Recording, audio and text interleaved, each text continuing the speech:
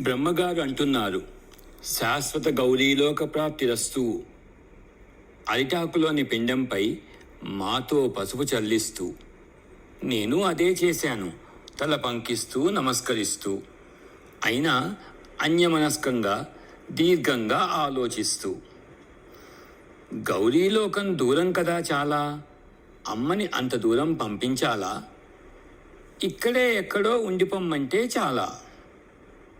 ఎదురుగా పటంలో అమ్మ కనిపిస్తూ విషయం చెప్పింది చిరునవ్వు చిందిస్తూ, చివుక్కుమంటున్న మనసుని ఊరడిస్తూ. నువ్వనుకున్నంత దూరం కాదు గౌరీలోకం, అది ఇక్కడే ఉంటుందిరా పిచ్చిమాలోకం. పచ్చటి పంటలు, పిండి వంటలు, కలకలలాడే అందాలు, చేదోడు వాదోడుగా కలిసి నడిచే బంధాలు. అవన్నీ ఉంటే ఎక్కడన్నా ఇంకేం కావాలి అంతకన్నా? గౌరీలోకం అంటే అదే, ఇంకెక్కడో కాదురా పిచ్చికన్నా.